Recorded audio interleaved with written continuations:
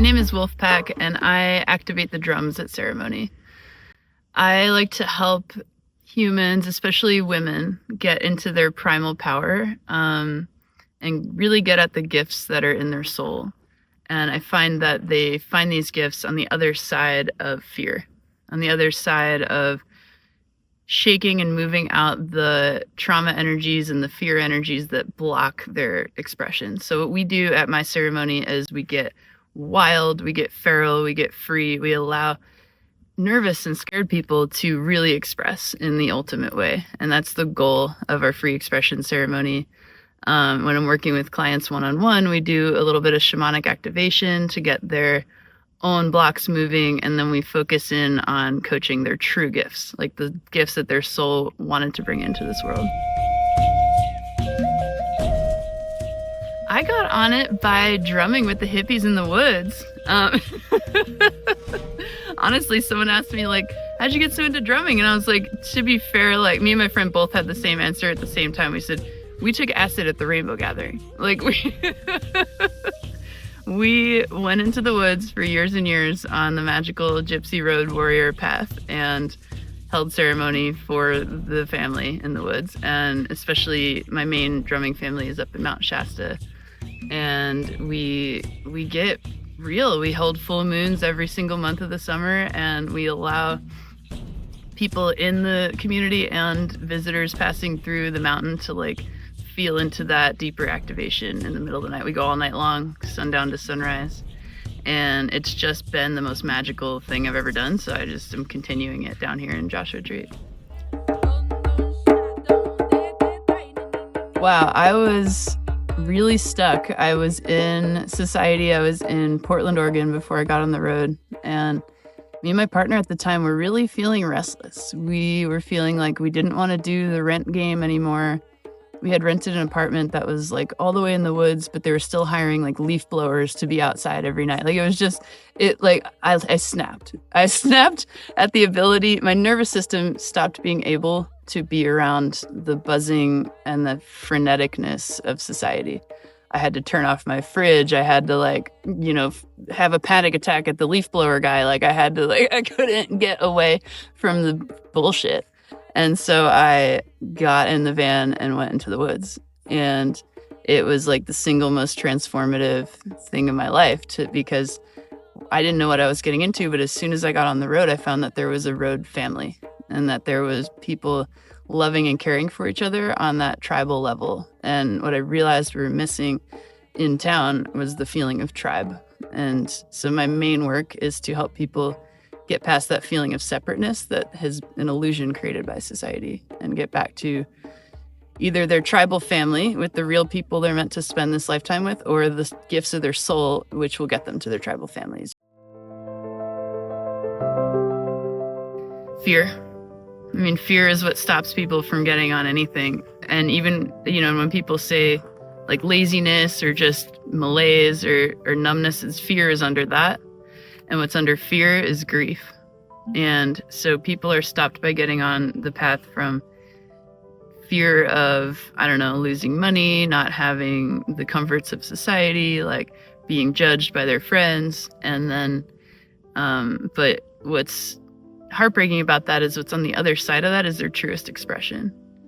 And so my mission is to get people to that other side. I feel like that's how the world is going to stitch itself back together, is through everyone doing their calling.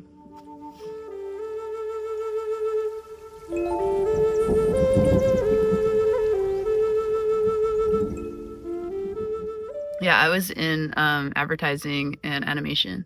So I was running an animation studio in Manhattan, it was nuts. I mean, it's beautiful, right? Because we got to do our art for a living.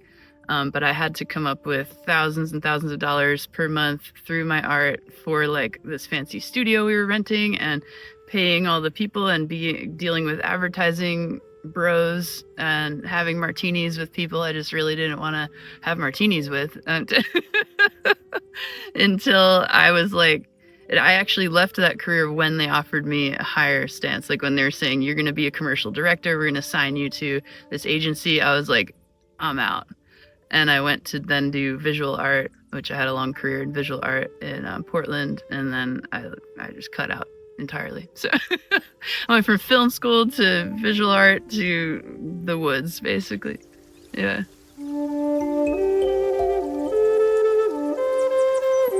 The way we do it, at least there's a million ways to heal. The way shamans do it is through, by any means necessary, unlocking the blocked energy in the system. So say we have a Reiki healer or an acupuncturist would also be on a similar style where they find that there's a purple, black, like swirling energy mass, say in the heart.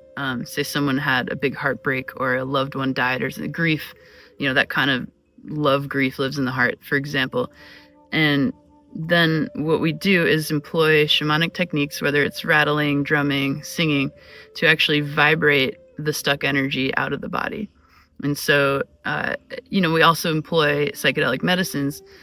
That is helpful, but it's not totally necessary. We can also just do it with sound.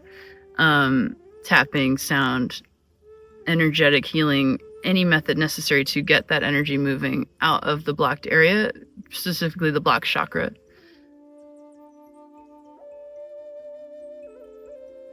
After we move those big energies, the person's going to experience a lot of grief.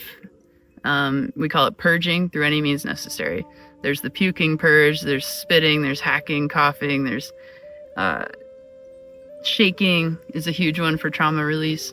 And then there's crying. And crying is the time-honored way to get the purge out.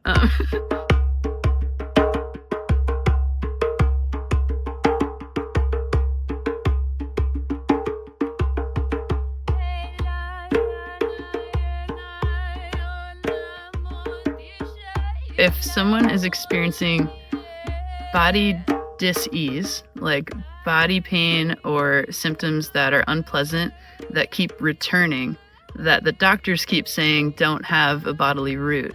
So when Western doctors tell you, I don't know, I did the scans and there's nothing wrong, then we say, okay, that's probably energetic. And so the way I've learned from my teachers is that the energy body, we call the luminous body, holds imprints of trauma. And so, for example, we have a car accident that happens. We experience a trauma energy coming blasting into here, say, and then it's like stored in the field around the body. And it both lives inside as almost like an arrow wound inside the part of the body that tensed up at the moment of trauma. It also serves as an imprint out in the energy field, in the aura, if you will.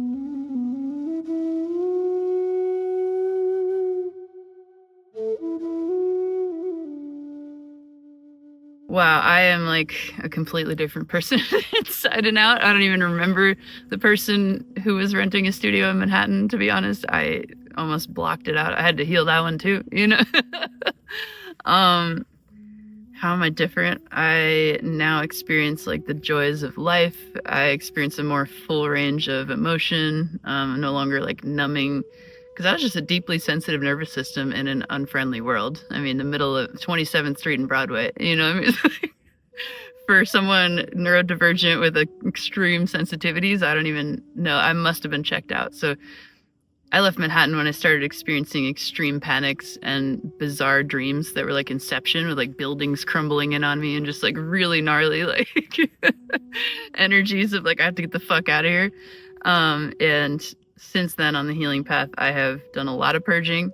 I'm gonna be honest; it's not fun, and I'm not gonna say it's not easy, because it's a simple process. But it's gnarly work, especially if you have deeply repressed things, childhood trauma, emotional damage that's more than just one incident. It can be a lot. However, it's worth it, because just a number of nights at ceremony, crying and purging with the full moon, or the medicine or the healer, and you are going to see an up level in your life. So for me, that's what I saw. I did the deep crying, the deep purging over and over and over and over and over again. And then I started to experience a rise in life just all on its own, without having to strive and push.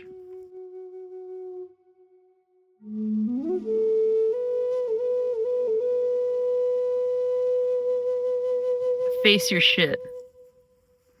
Face the thing. And if you're too scared to face it, it's because you don't have the proper support.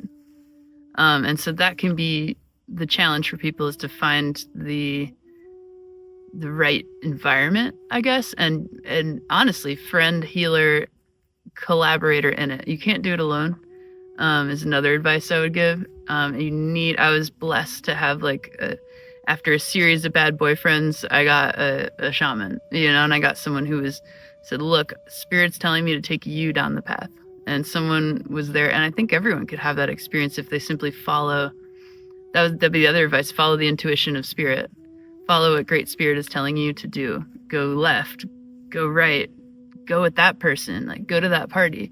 If you just follow that path, the whole thing will unfold.